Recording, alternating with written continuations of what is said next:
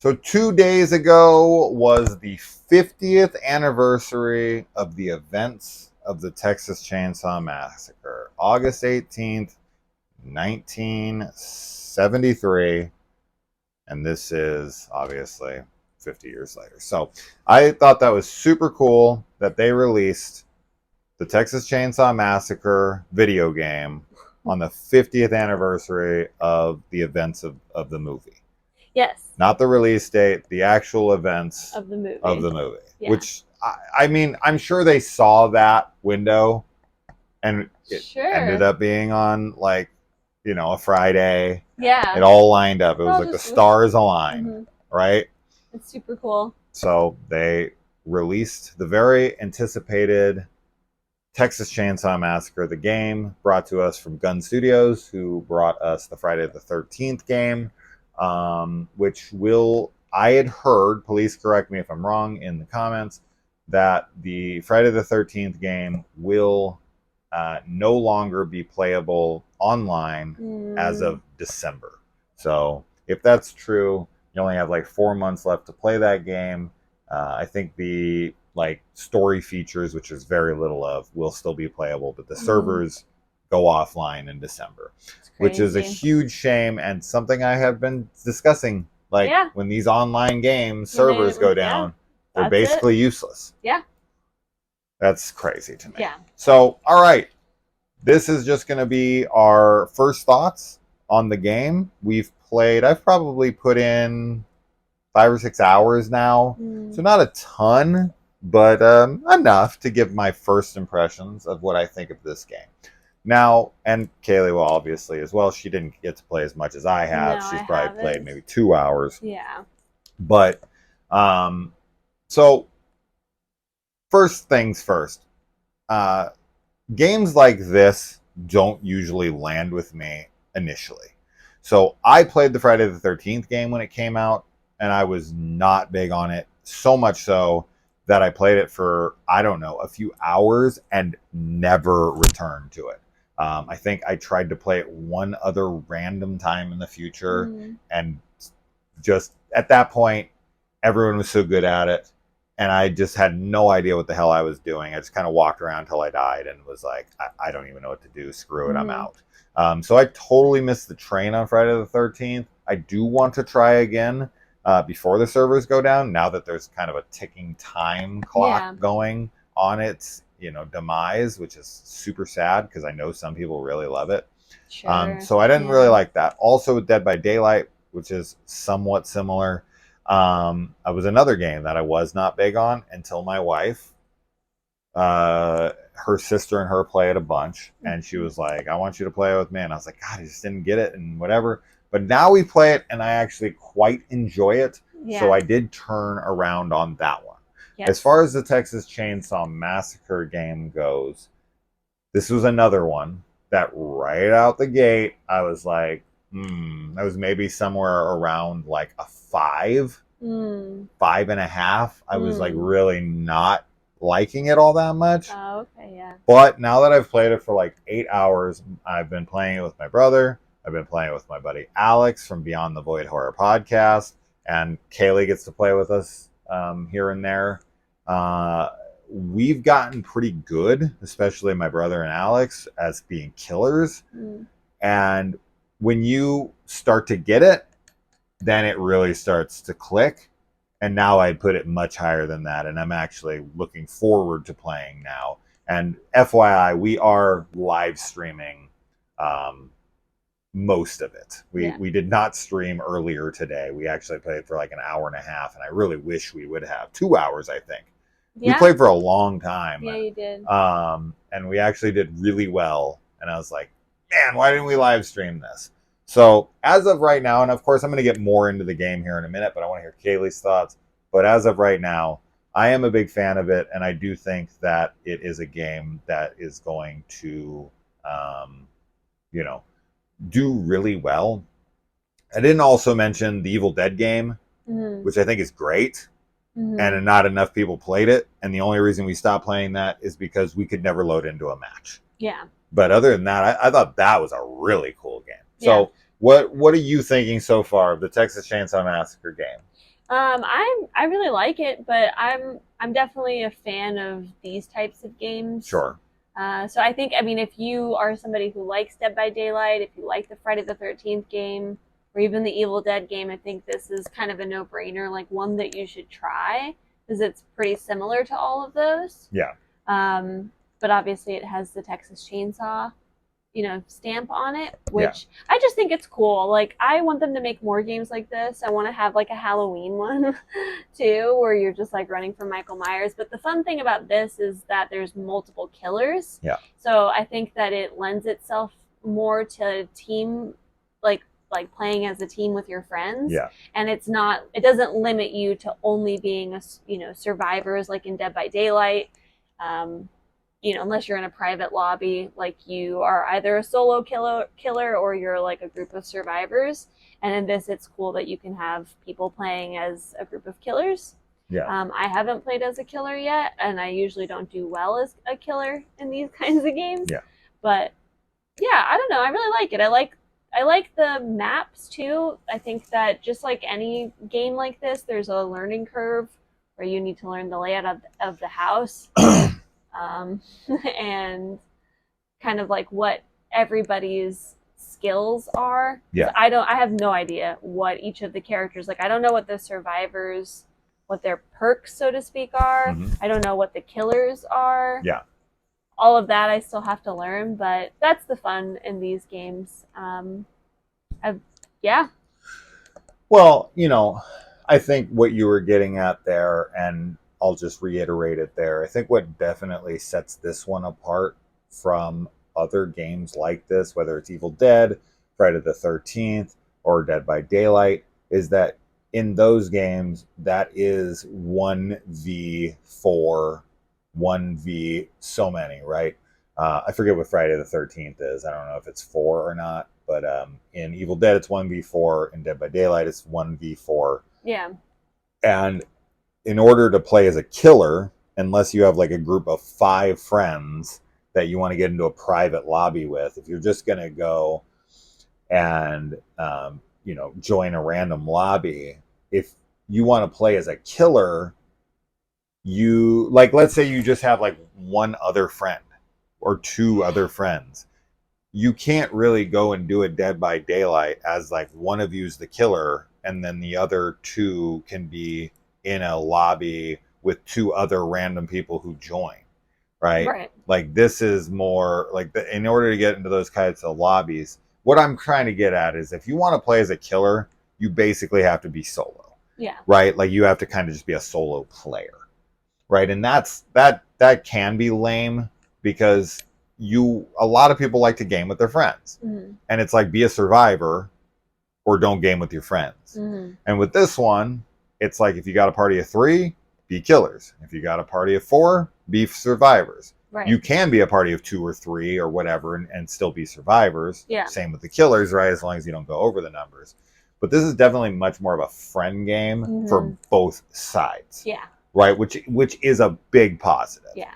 And it balances the field of this type of gameplay because one killer could not survey and contain this area because no way. You've got 3 different maps that are currently available. You have the original house, which you'll know from the movie, and they've done an incredible job of recreating every aspect of that house. You'll have a lot of recognizable areas that look exactly out of the movie. Mm-hmm. You have the slaughterhouse, and you have the gas station. Now, I will say my brother and I and we've played for near 10 hours at this point, and we've only seen the gas station, to our memory, one single time. We've seen the house probably 75% of the time, and the slaughterhouse 25% of the time, or 24% of the time, because I guess the gas station is going to get 1% for the one time we saw it. Right. So there is that. Now, as far as the story goes, now this did not go the route that I was expecting it to. I thought that we were going to do the 1974 film and just take characters from that, whether it's Sally or, her Franklin. I mean, obviously Franklin would be hard because he's in a wheelchair, and a wheelchair wouldn't work in this game. right? Mhm. Franklin would be screwed. So I just thought maybe we would take from the other characters and we would see them, but we do not. We get totally new characters here for the survivors. Mhm. You got, and I'm not going to, Connie, Anna, Leland, people like that. Now, these are all new characters. Now, Anna is the sister of someone who went missing. Right. And then Anna groups together 4 other people, Sunny, and then somebody else. I forget what I named 4 out of the 5. Yeah. They get together to come there. Now, the game starts with the victims already having been captured Mhm. and tortured. So you start the game injured Mhm. and you're bleeding out throughout the match. So time is of the essence. You Yeah. are dying as the game starts. You are already injured. You don't have to get stabbed like in Dead by Daylight. This is something, and the longer you sit somewhere, the more your health will start to deplete. So there Yeah. is like this urgency to it where you like don't want to just stay stationary and Right. hide. Yeah. Right, which is great.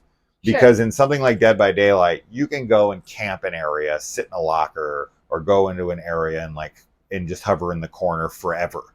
And the killer can just search and search and search and search. I mean, in Dead by Daylight, there's supposed to be like the birds. Like if you're in a locker too long, they start going over by the locker to alert the killer, and it's the same thing. Like if now, does that do that every time? Yes, after a certain amount of time Okay. when you're in the locker. Okay. But I don't know. I think that this gives the survivor more incentive. Yes. To try and move quickly, whereas I think in Dead by Daylight, it mostly just kind of tries to prevent the survivors from camping and hiding in lockers.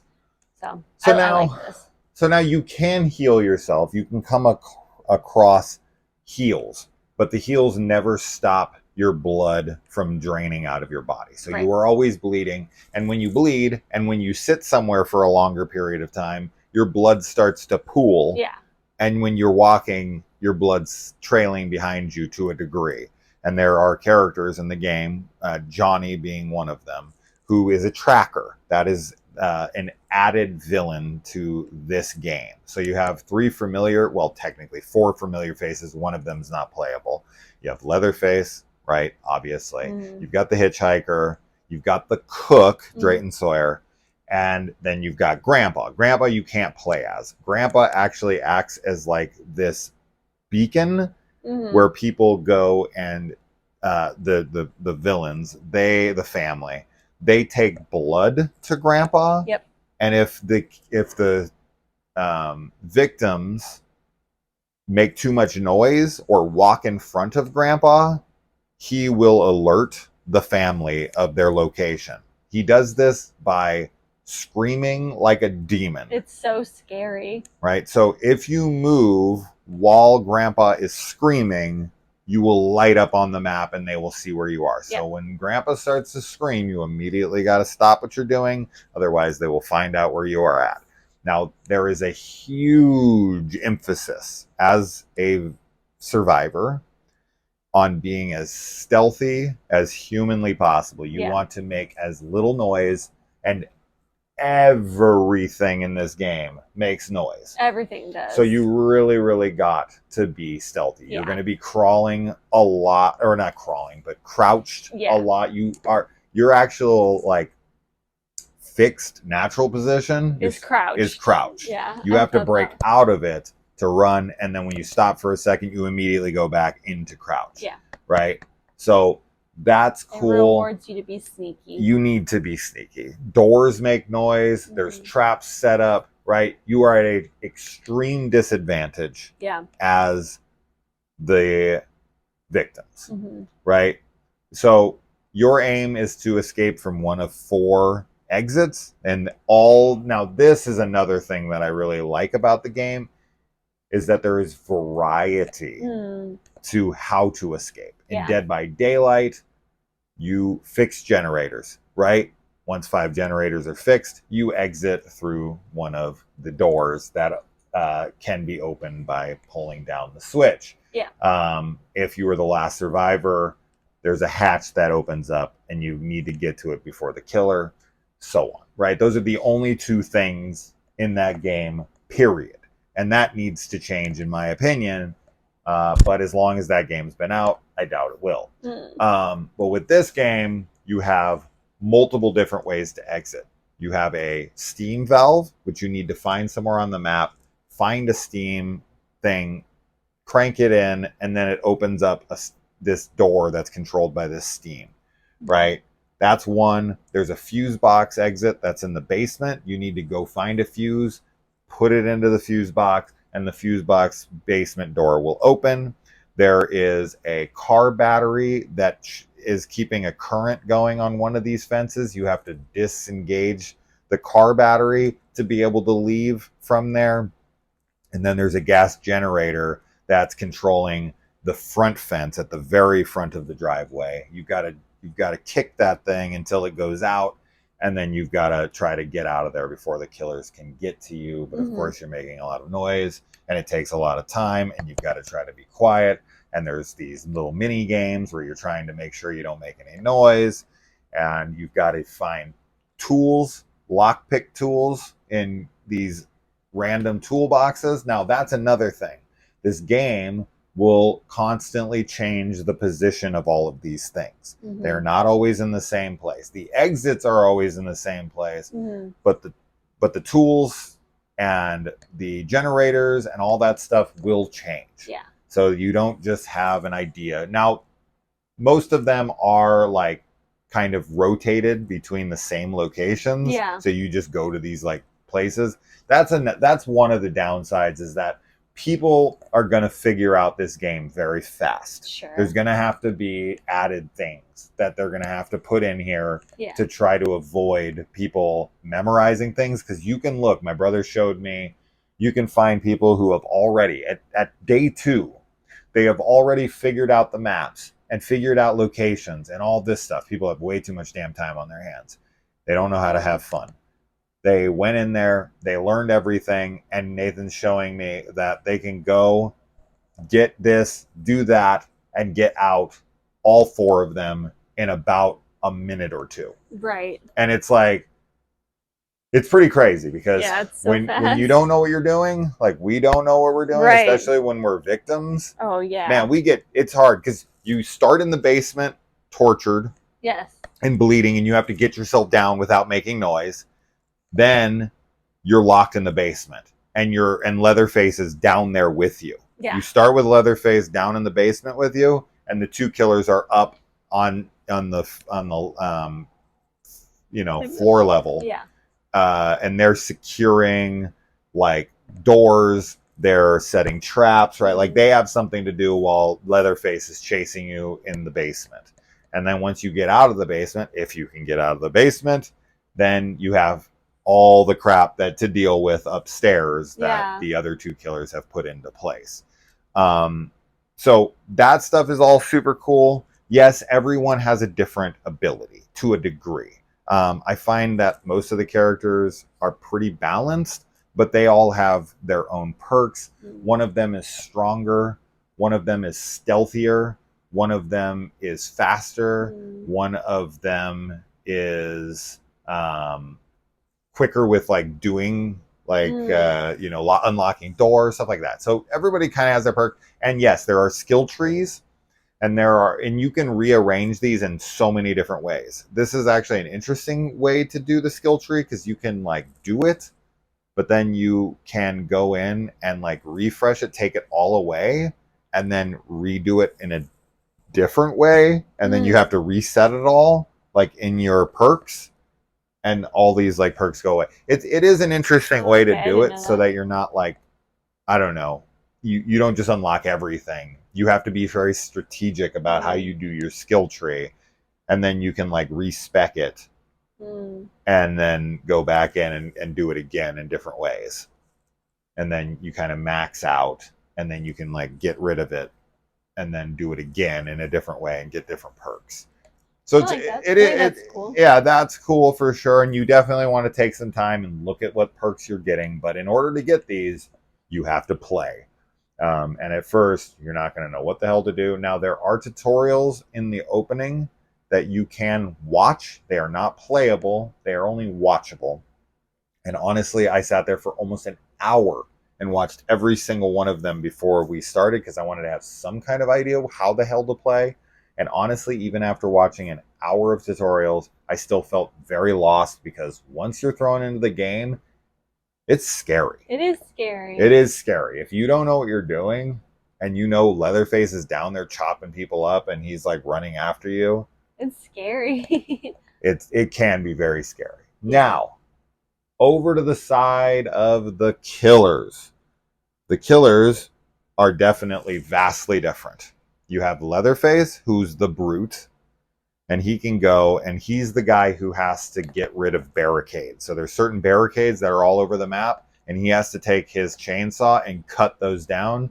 You cannot get past those until Leatherface cuts them down. Now, every single team needs a Leatherface. He's the only character that is absolutely essential. You cannot start a game without him. Then there's the other two characters. So we have the cook, who's really good at listening. He has a good hearing ability, so he can hone in on sounds very well and tell people. He's good at marking. Then you have the hitchhiker, who's a trapper, and he can lay down traps. Now, you can't lay down traps anywhere. There are specific areas where traps are able to be set and sprung, and that is it. You have those spaces and nothing else, so you cannot just take it around.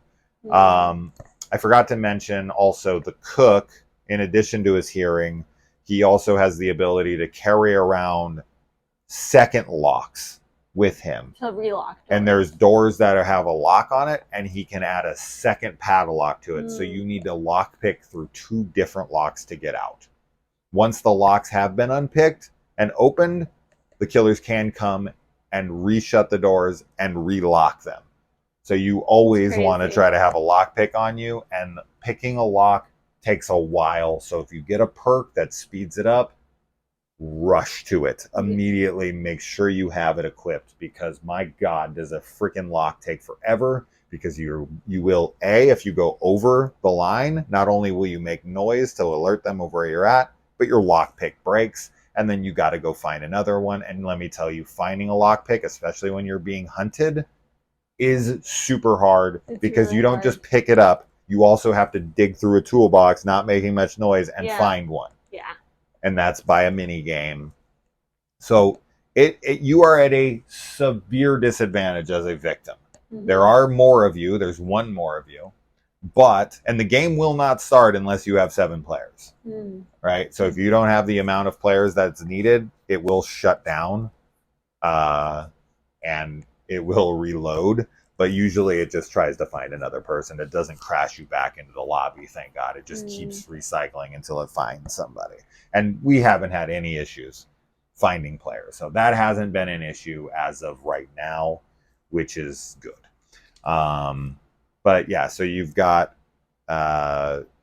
Leatherface, who's the brute, cuts through things. You've got the cook, who's the listener. He's got the extra door locks. You've got the hitchhiker, who goes around. Now, there are like passageways that and these tunnels and stuff that the victims can use that certain characters can't get through. Leatherface cannot get through them. The cook cannot get through them. And Johnny, who's another new character as a killer, he's like a big, good-looking guy. He's like the young, handsome, strapping lad that's part of the family. He's an addition to this. He is kind of like the brute of it. Another brute, so to speak. I wrote down what he does. I've never played as him. He's the tracker. He's the tracker. So he's the one who goes and looks at your blood and then can look and see where you've ran. Right? So you've got Johnny the tracker, but he cannot follow you through little passageways. But the hitchhiker can, and Sissy can. Sissy is another addition. She's the flower child. She's like the 60s, hippie girl. And what she does is, this is the character I personally play. she has a very quick blade, so she can really hack you up pretty quick. She's very fast and agile. She can also crawl through any space along, and she can hide in any of the hiding places. So there's a lot of hiding places, like a freezer, a car trunk. There's a lot of different kind of places you can hide, like in Dead by Daylight, except for Dead by Daylight, it's all just one locker, which is super lame. This has tons of different kinds of hiding spots, and Sissy is the only one who can hide in those. So you can she can hide in a room and wait. Yeah, and then when someone out at you. comes out, you can pop out and come after them, mean. which is really cool. I love that. So anyways, she can make her way through, but also her big special is that she can carry up to 3 of these, much like the hitchhiker and the cook, who can carry 3 locks or 3 traps respectively.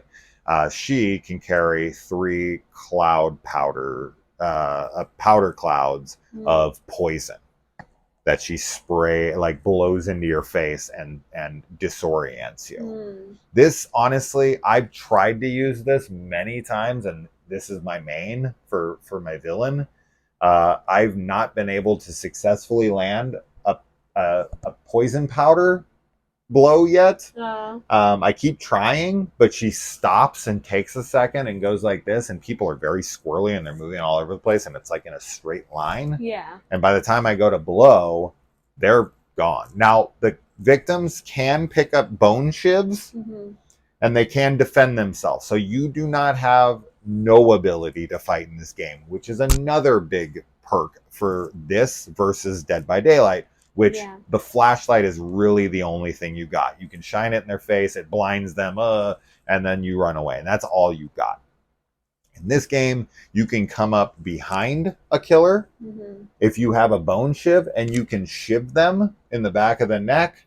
I think this breaks your bone shiv, but it incapacitates them and stuns them for about 5 seconds or so, giving you time to get out of there. Now, usually you don't want to try to use this, but if you are kind of trapped and you know you're going to get found and they have their back to you, come up and stab them. You also, man, if I can give you any tip, hide in the bushes.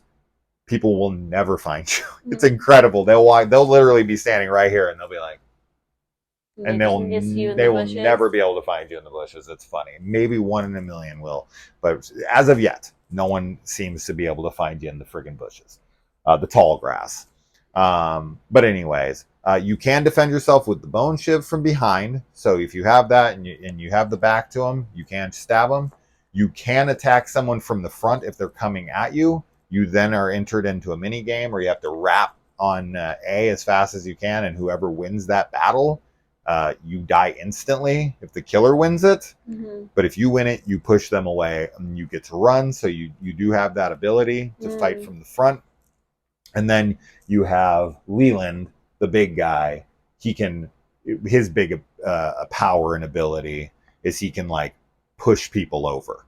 He can run into you and knock you over from behind. And he's a really good person to have as the person leading the charge, right? If you have 2 or 3 people together, you put Leland in the front, and if the killer comes around the corner, he can knock through them and knock them over. Yeah, that's because really he's helpful. a big quarterback player. Yeah. But then that perk is gone for a little while, right, until it refreshes. So you can't just be using it right and left and keep knocking them over and over and over again, right? There is a refresh time, a cooldown time on any of the generators or anything. If you cut them, you do have a certain amount of time before the killers can turn them on again, which is nice. It gives you that time, because if they could just go over there and turn them off immediately, it'd be like, bro, I just spent so long trying to get that. Yes, absolutely. You can also attack Grandpa, taking down his ability. Once Grandpa gets to level 5, you can no longer hide. He will just continuously keep screaming every 20 seconds or so, and you will be seen on the map no matter where you're at, no matter if you're hiding, does not matter. You are then lit up for everyone to see every 15 to 20 seconds. So do not let Grandpa get to level 5. You can go upstairs and attack him from behind. If you step in front of him, he will see you and he will scream immediately. But if you come up behind him and stab him, it will take down some of his level. But the exchange is it will alert everyone, all the family, that grandpa is under attack. Yeah, so they'll just and so they know where you're at and they will be able to see you. Yeah. So you're getting seen either way with grandpa, but you can sneak around behind him, not hurt him, and he will not see you. So there is that. So that's basically, you want to try. Now, the maps are very, very confusing, and I think this is on purpose. Yeah, but there are going to be people who are much better at this than others. Yeah. Right? And have that ability to learn maps. Now, what do I want to see for the future heading forward? What do you want to see for the future heading forward with updates? I don't feel like I've played enough to like get a really good sense of like what it is I'm missing, to be honest. Sure. I don't know. I mean, new characters would always be fun. Yep. New maps, of course, would be, all that's cool. Customizables, those kinds of things. So, I don't know as far as abilities. That's definitely my biggest desire, because I definitely thought we were going to see Sally Hardison. I thought we were going to see other characters from the movies, right? And we were just going to start with part 1. And that in the future, in like a few months from now, 6 months, 3 months, whatever, we were going to get some, DLC or whatever of Texas Chainsaw Massacre 2. And we were going to get Chop Top. And we were going to get Stretch. And we were going to get LG. And we were going to get, new skins for Bubba, right? The Leatherface, or Drayton Sawyer, the outfits that they wear in there. Or we were going to add Lefty, Dennis Hopper's character. That's the kind of stuff. Of course, I would love to see. I don't know what the licensing issues are on that kind of stuff, if they have that ability or not.